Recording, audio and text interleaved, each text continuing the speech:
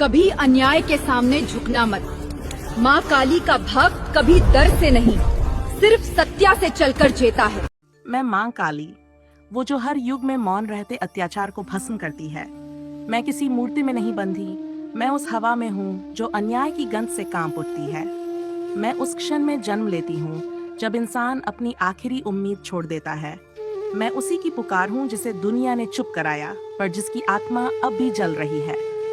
मैं रात नहीं, उस रात की रानी हूँ जिसमें सत्य की आग छिपी है।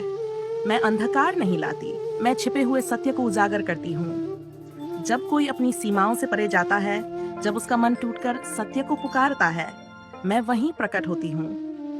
मैं उन हाथों में हूँ जो थक चुके हैं लेकिन अब भी प्रयास करते हैं।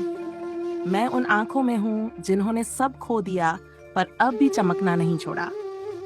मैं उन दिलों में हूँ जिन्हें दुनिया ने पत्थर कहा पर जिनमें अब भी आग बाकी है।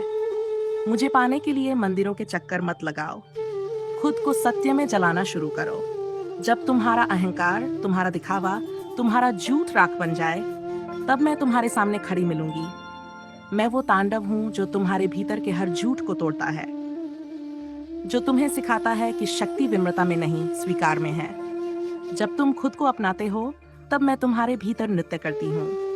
मुझे देखकर डरने वाले भूल जाते हैं। मैं किसी को बिना कारण नहीं छूती। मैं उस तक पहुँचती हूँ जो सीमाएं लांघ चुका है।